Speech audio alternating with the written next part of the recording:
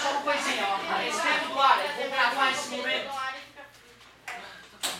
Tem de tudo, tá?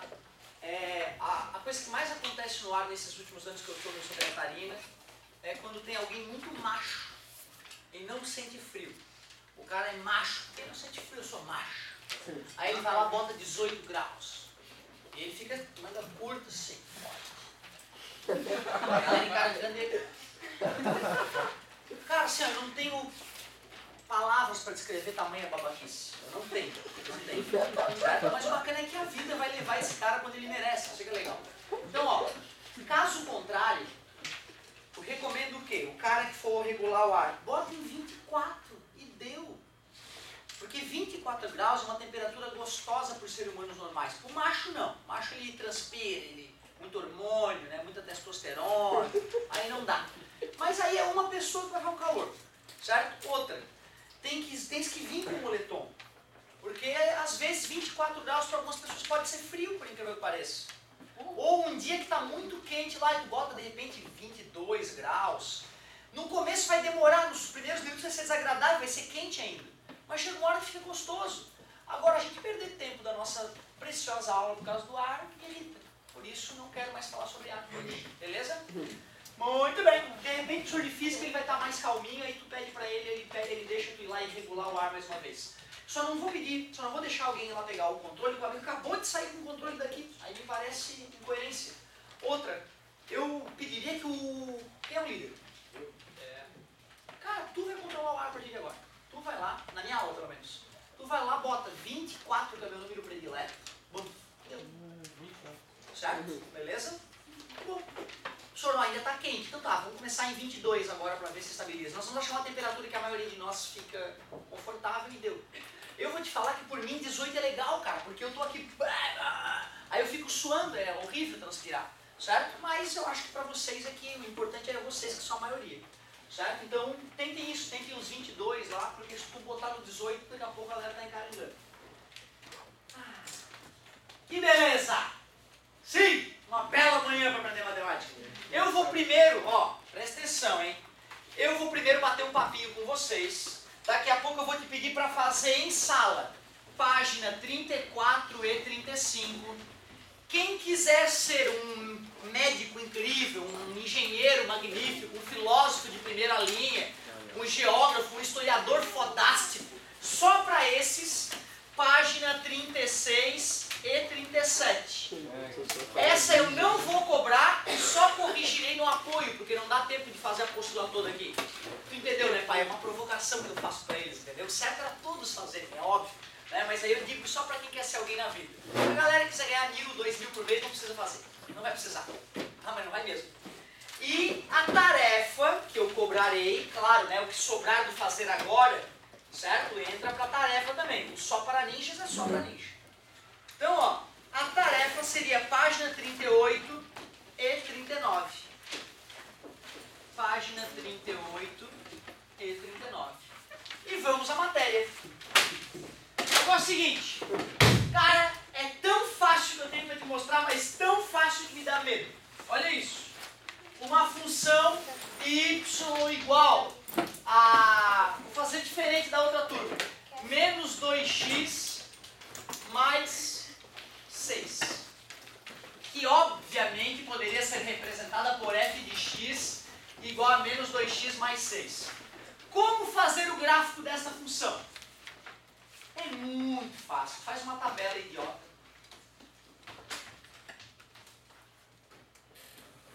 Chuta valores para x, mas chuta. Nem a mãe mandou.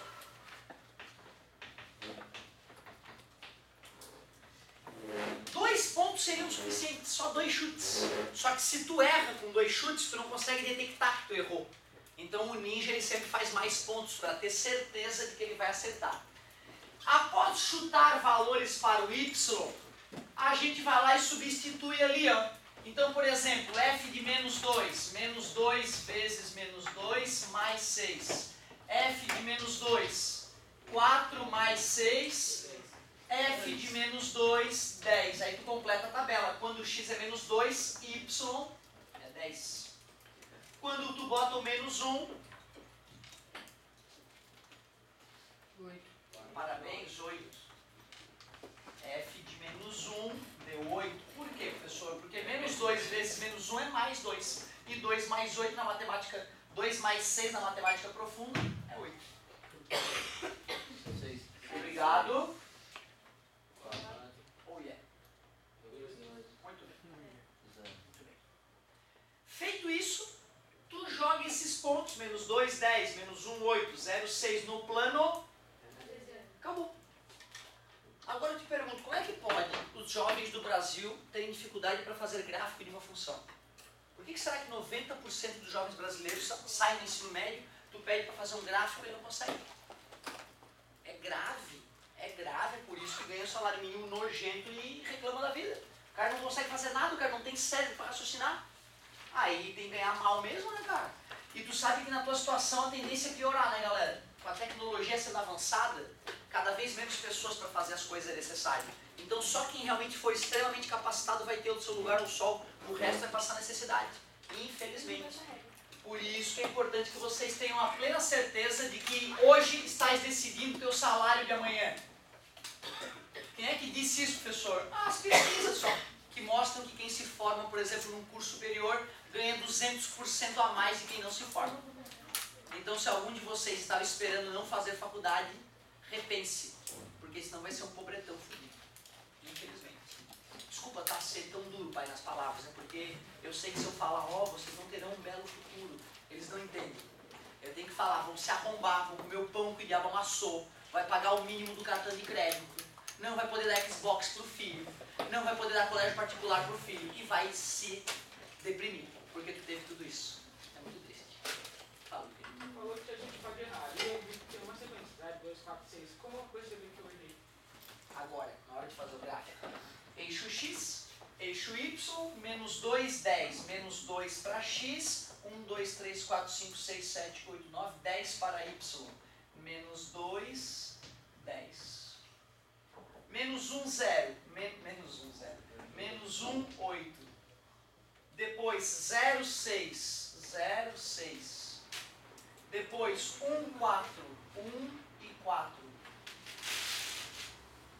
Depois 2 e 2. 2 e 2. Depois 3 e 0. Ali está. Para saber se errou, é só olhar e ver se tiver algum ponto desalinhado, tu errou o ponto desalinhado. Como estão todos alinhados, formando uma reta, já que era uma equação de primeiro grau, tinha que ser uma reta. Então é isso. Se tu bota 2 pontos, qualquer 2 pontos sempre tem uma reta passando por eles, né? Aí o cara não consegue perceber se ele errou ou não. Por isso que a dica é fazer uma tabela um pouco maior que 2 pontos. Muito fácil, né, galerinha? Já que era o gráfico de uma função, eu não vou só começar aqui e parar ali, tá, galera? Eu tenho que fazer o gráfico ir ao infinito e além. Como? A seta não é bem-vinda não, porque a seta a gente já usa no plano cartesiano, certo? E não é comum. Não é comum fazer a setinha, certo? Pode fazer. Agora olha só, galerinha. Te ensinei a fazer gráfico de função de primeiro grau. Faz uma tabela idiota, chuta valores para x, calcula os valores de y, joga no plano cartesiano. É assustador. É assustador, é muito fácil. É muito, muito, muito fácil. Aí, futuramente, não hoje, mas futuramente eu vou te ensinar que esse número aqui sem letra é chamado coeficiente linear. E vou te ensinar que ele corta o eixo y sempre, aquele número ali. É sempre onde o gráfico corta o eixo y. Também vou te ensinar, mas não hoje, que esse cara aqui é o coeficiente angular. Angular. Se ele fosse positivo, pior é que não. Se ele fosse positivo, a reta seria crescendo, ó, subindo o morrinho. Como ele é negativo, a reta ficou decrescente e não crescente, ficou descendo, sacou? Corta o x, tu viu onde é que está cortando o x? 1, 2, 3. Para descobrir onde corta o x, é só igualar a função a zero, ó. Vê se vocês concordam comigo. Sim, a matemática toda é repeteco, galera. Eu já te disse isso, já te confessei. 90% do que eu vou te ensinar aqui esse ano já te ensinaram no fundamental, é que tu esqueceu. Porque o ser humano é feito para esquecer, certo? É por isso, a galera toda já sabe disso. Outra, né, eu tô lendo a apostila, teu pai tá me pagando medíocre. A aula boa era fazer exercício e tirar dúvida. Um dia eu vou convidar vocês. Volume 2, eu acho. Eu vou fazer um convite, galera. Aula moderna. Vamos tentar fazer uma aula moderna. Eu vou te dar a leitura que tu vai fazer da apostila. Certo? Aí eu vou chegar no dia e vou perguntar honestamente quem foi que leu a apostila. Se der mais que 80% da turma que leu a apostila e está entupida de dúvidas, nós vamos fazer a aula do século XXI. A aula moderna que vale a pena, que teu pai vai pagar com gosto. Nos últimos anos que eu tentei fazer isso, 3 ou 4 leem, o resto não lê. Aí eu tenho que voltar para a aula medíocre e ler a apostila para a galera. Certo? Aí vai depender da tua maturidade, da maturidade do teu pai, aí como é que ele interage contigo em casa aí. Certo? Mas eu sou realista, eu já te contei que essa aula é um absurdo, dar aula desse jeito, é um absurdo. Te falei o que é aula moderna e na hora que eu sentir que a galera está preparada, eu vou tentar fazer uma aula moderna para tu ter uma, né, pelo menos a chance de escolher o que tu quer. Eu não entendi esse 3 aí. Esse 3 aqui, eu igualei o y a zero, tu concorda comigo? Eu botei zero no lugar do y. Aí eu vou descobrir que x o y é zero. Realmente, né, no x igual a 3 o y é zero, tá aqui, tá? Isso aqui é chamado raiz da função. E nem é aula de hoje, é aula do futuro só. Eu só estou vendo quem é que está atento. Por exemplo, quer ver? O aluno atento, ele já pescou nessa aula, eu só ia falar isso na aula futura. Ele já aprendeu, o aluno atento, que esse aqui é chamado linear. Ó, só 2 ou 3, tá vendo? São os caras muito atentos, a maioria ficou assim, ó. Aí não aprendeu, pai, tá vendo, velho? Agora é o seguinte, esse aqui é o coeficiente... Ó, um ou outro pega a manha, cara. É pra isso que eu dou aula. Pra galera atenta, pra galera que quer ser alguém na vida.